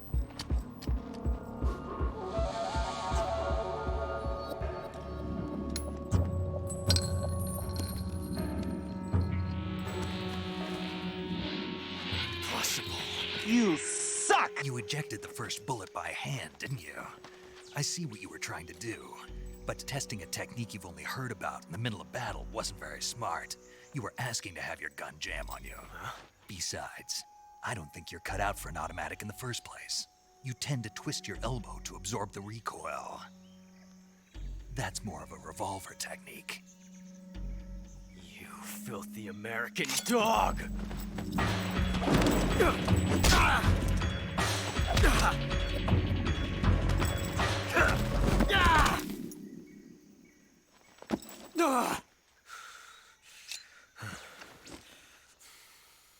But that was some fancy shooting. You're pretty good. Pretty good.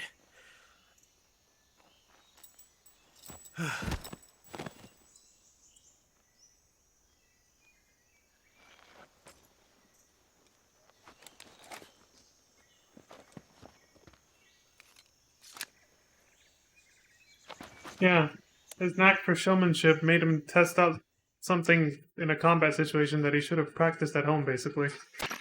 Do you read me? I read you. Snake, you all right? I've run into a few snags. These guys were after Sokolov, too. Apparently, they were taking orders from a GRU colonel named Volgan. A GRU colonel? Part of an internal Soviet power struggle, according to Sokolov. Something between the KGB and GRU. Between Khrushchev's supporters and Volgan's. Sokolov was being guarded by the KGB and hunted by GRU? Snake, it sounds like this could be even hotter than Cuba. I don't like it. Something about the whole thing stinks. I agree. You'd better hurry. Sokolov ran off by himself, but I'll catch up to him. We're counting on you.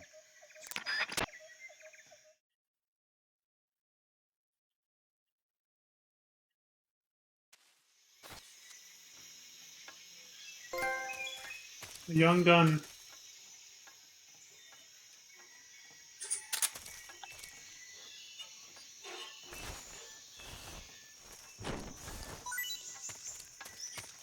Mousetrap.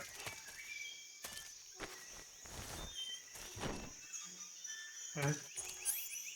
Can I make sure they're up? Yes, I can. Good.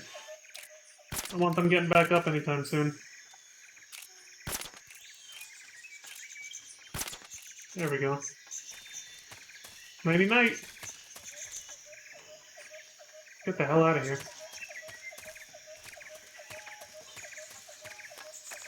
See if we can catch up to Sokolov, wherever the hell he went.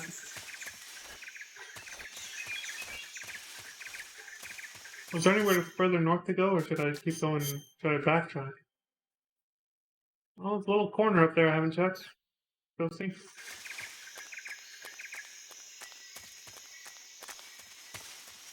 It was interesting how oddly silent that cutscene was, though. Usually there's more music playing during action sequences like that, but this one was fairly quiet.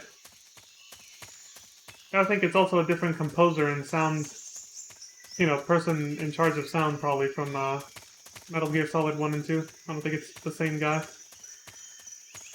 I doubt it. None of the music so far sounds anything like his work.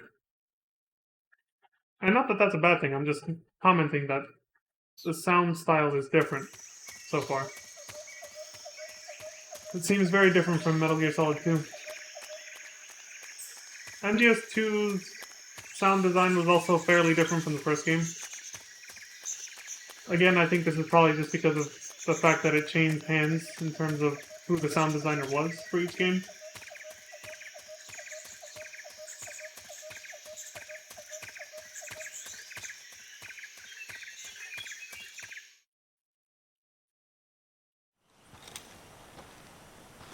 There he is.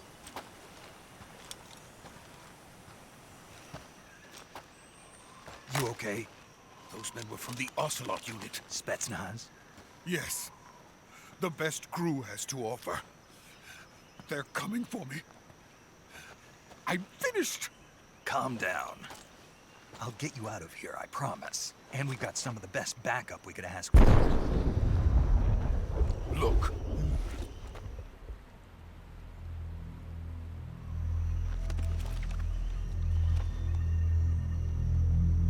That's what they were making you build? Yes. The Shagohod. The treading behemoth. A tank capable of launching nuclear IRBMs. It can launch nuclear missiles from that kind of terrain? Oh, yes. This is starting to sound familiar. Friendly units. A nuclear-equipped tank capable of operating solo. Was this like the first prototype Metal Gear? Is that thing finished? No. This is only the end of Phase 1. It won't be truly finished until we complete Phase 2. Phase 2? The weapon's true form. If it is completed and the Colonel gets his hands on it, it will mean the end of the Cold War. The end of the Cold War? Yes. And then the Age of Fear will truly begin. A world war. I had no choice but to cooperate. Sounds like the intro to Metal Gear 1 and 2. I didn't want to die. What he's talking I about. wanted to see my wife and child again in America. Please, take me to America. Quickly. They cannot complete it without my help. Got it. Let's go. Ocelot did mention in Metal Gear Solid 2 that the technology used to develop Metal Gear came from Russia. So far this lines up. No plot holes yet that I can see or think of.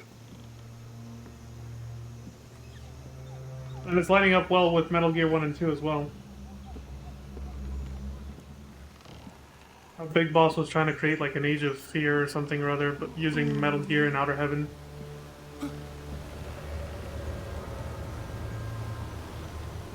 Big mistake looking down, dude.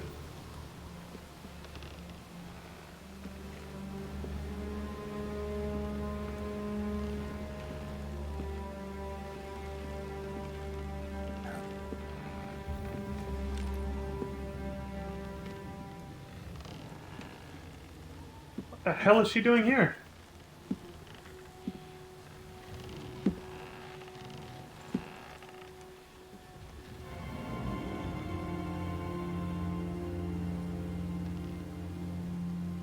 Boss?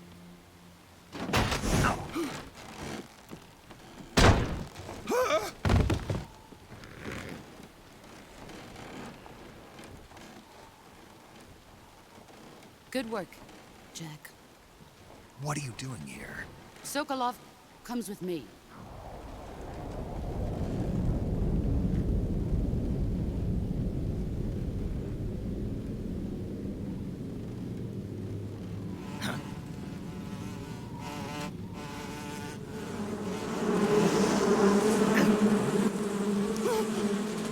Hornets?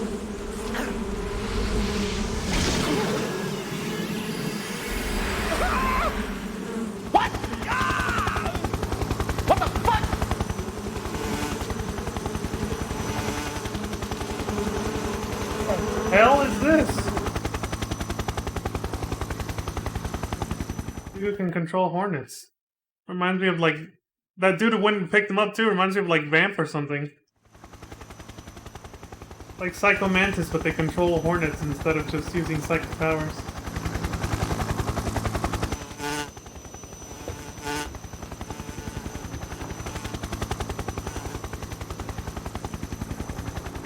My friends, let us fight together again. I have waited long for this day. We will fight with you once more. Welcome back, boss. Now that all 5 of us are together, Ew! it's time we go to the depths of hell itself.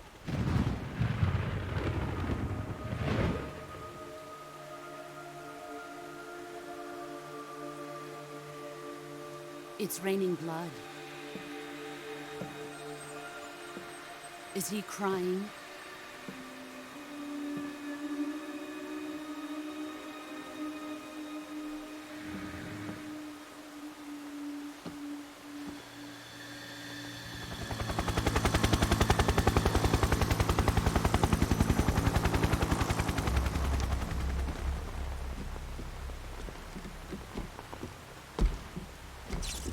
Kuwabara, Kuwabara.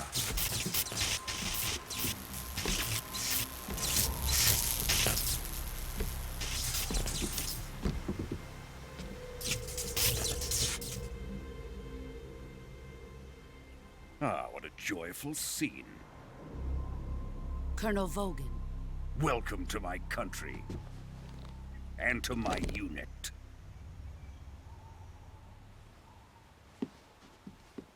Boss, what is this? I'm defecting to the Soviet Union.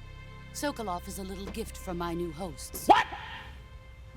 Recoilless nuclear warheads. You bastard!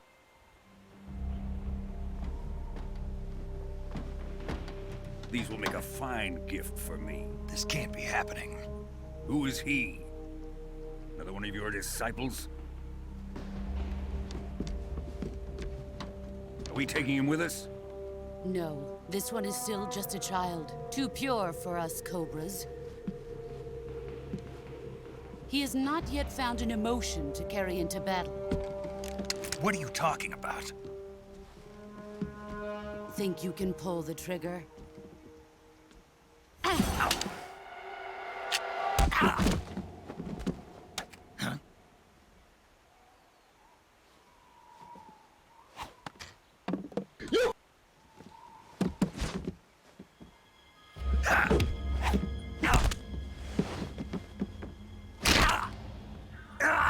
Oh my god, she just broke his arm. He's seen my face. We can't let him live.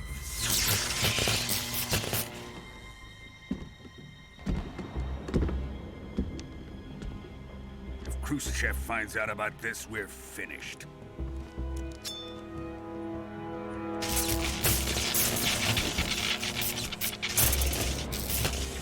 He must die. Wait.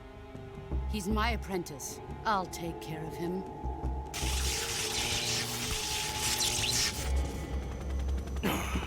He uses bolts of lightning to launch the bullets from his fingers without a gun.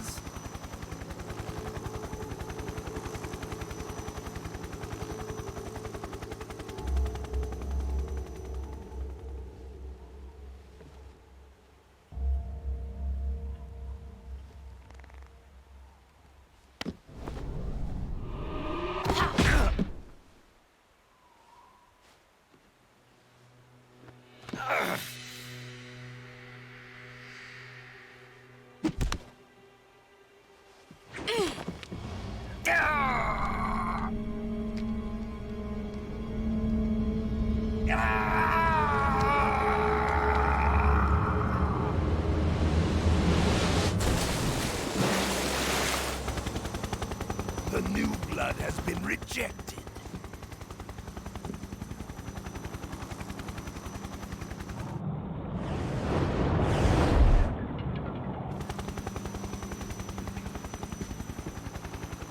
Are we done here? Now, onto Sokolov's research facility. Shagohod is ours.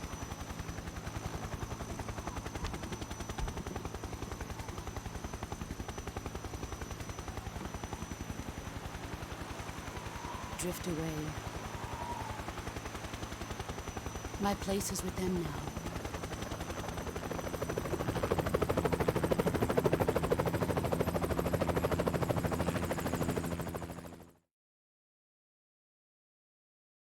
He took her bandana at least. Although I'm not sure if she actually broke his arm or just dislocated it at the elbow. It might have just been a dislocation.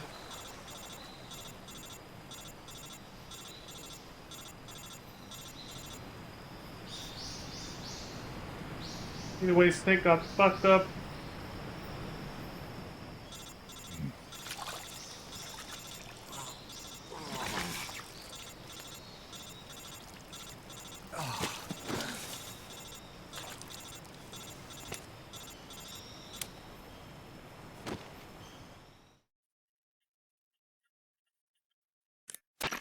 Snake, can you hear me?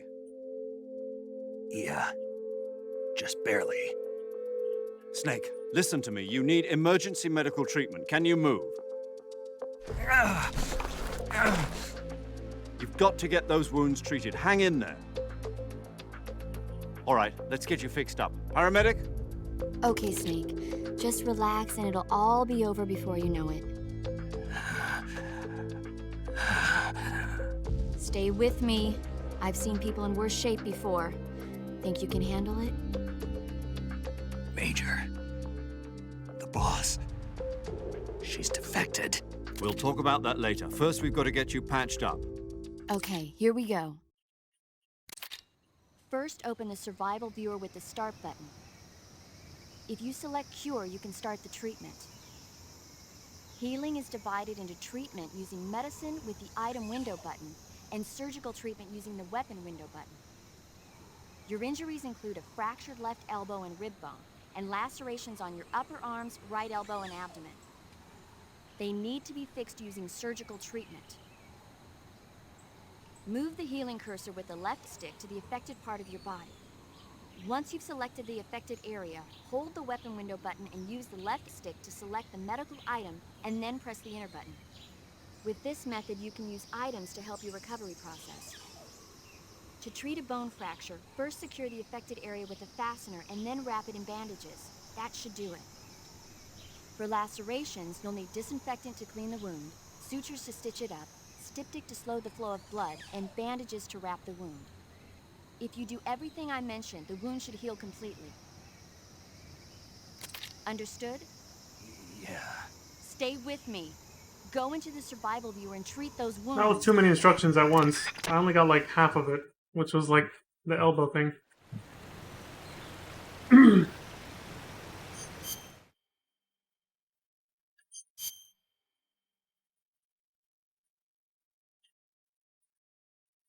Suffering from a deep cut, bleeding, no bandage applied, not yet disinfected.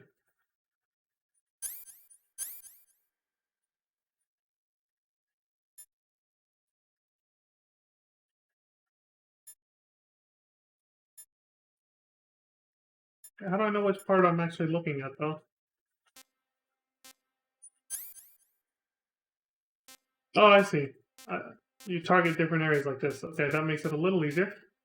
So she said something about the elbow first. Broken bone, fractured, no bandage applied. So I think for this it was, yeah, splints, and then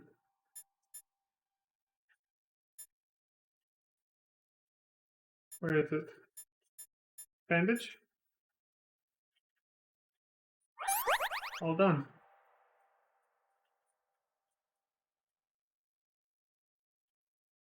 Okay, so for this cut, I gotta do bleeding. See what we got over here. Venom poisoning, the serum. Antidote is for food poisoning. If you eat something you shouldn't. Cold medicine. Stomach aches, D-med. Okay, so nothing from this side. Here I'm just gonna need something to stop bleeding. Treating cuts. Right, one.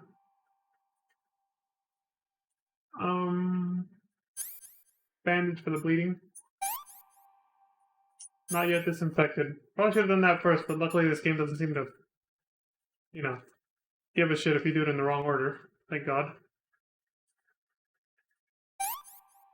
What else? Bleeding. Still gotta stop the bleeding. There it is. Styptic. So this should be the same process. Let's see if we can do it in a realistic fashion. Suffering from a deep cut, bleeding, no bandage applied. Okay. So bleeding, disinfect, suture kit, bandage. It seems to be the most common fucking injury. Yep, here we go again. Let's see. Disinfect. Stop the bleeding. Sew it up, bandage it. Getting the hang of it. Bone fractured, splints, and bandage. Well, here we go again. The same one as before.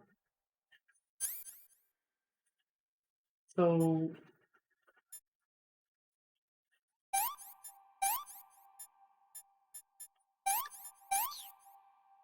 damn, that's a lot of shit. It's pretty detailed. Surprised all these mechanics, or a lot of these mechanics, were pretty much cut from Metal Gear Solid 4. I guess people probably just didn't like them too much. It does seem like a lot of work, as opposed to just eating a ration to heal yourself, like in the first two games, right?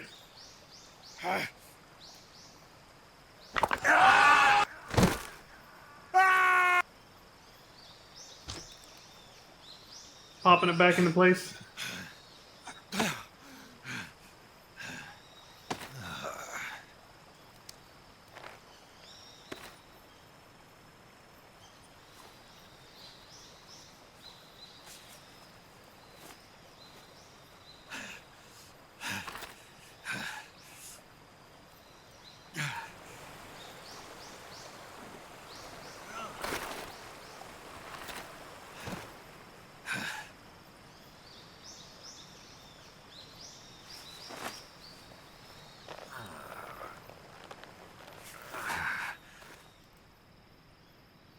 Good job, Snake.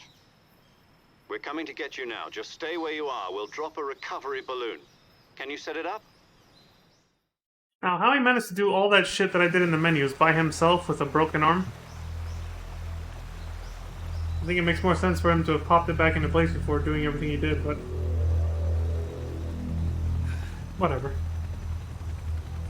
Hollywood movie and video game stuff, right? A lot of helicopters. Oh, because they're carrying the... What the hell was it called again? Sogohod or something? Shagohod. Oh, there we go. Shagohod. What the fuck did I say?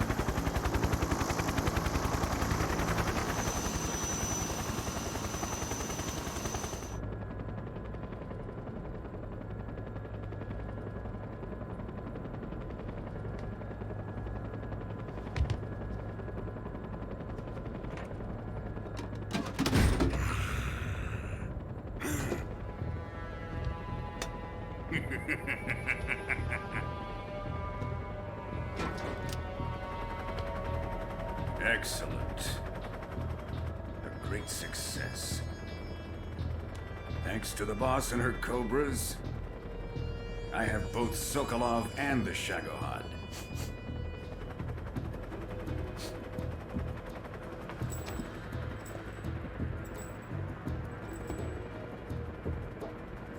What are we going to do with the girl? Who is she? Apparently she's Sokolov's woman.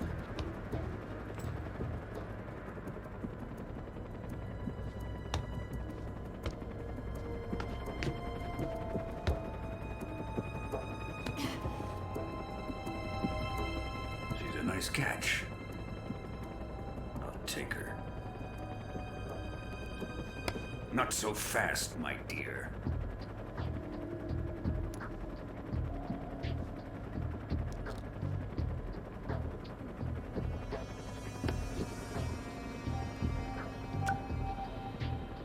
A kiss of death. Are you KGB? We may be able to use her.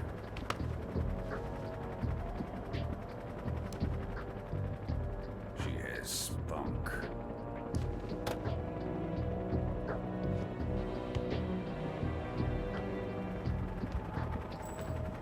Shall we take her back to the base? Perhaps we should. We have no further use for Sokolov's research facility. I think it's time I gave this marvelous new toy a try. Colonel, even if they are our enemies, they're still our countrymen. But it won't be me that pulled the trigger. It'll be our friend, the American defector. You're going to nuke your fellow Russians? Remember the Alamo. Colonel!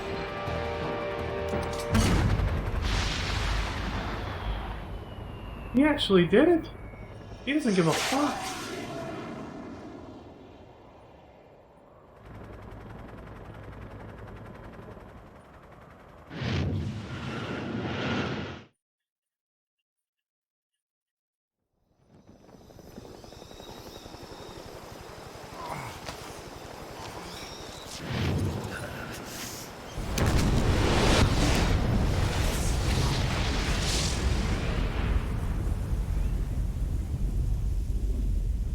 Holy shit, I hope he wasn't too close to that. He's gonna be exposed to the radiation.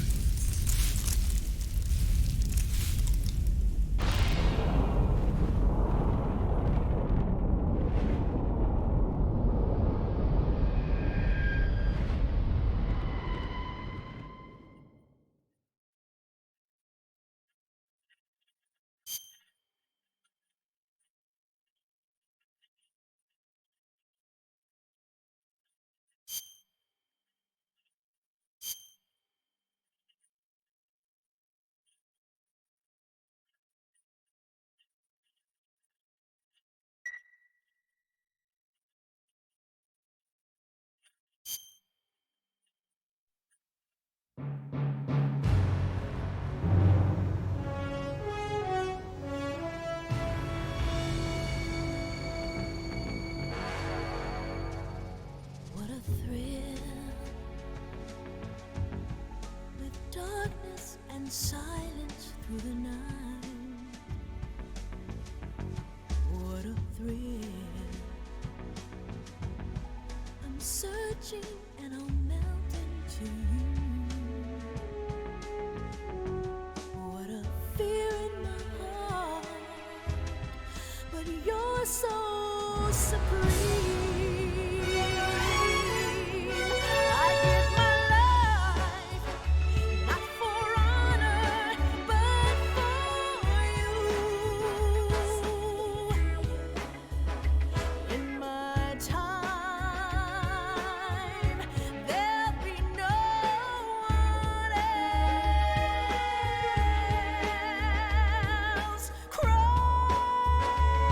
It's the way I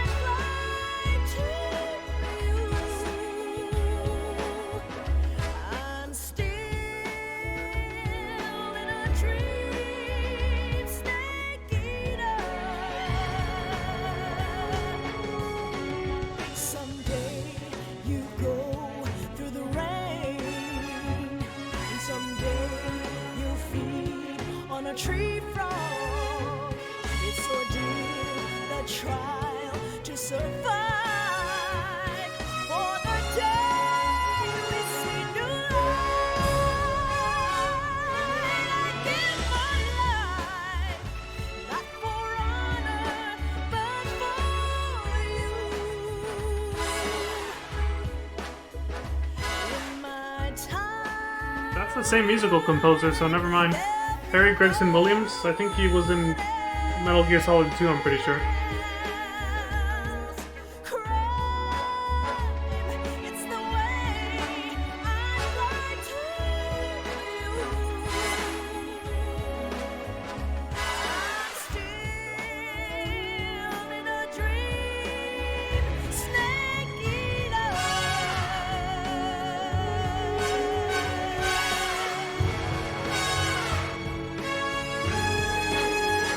I'm still in a dream, snake eater.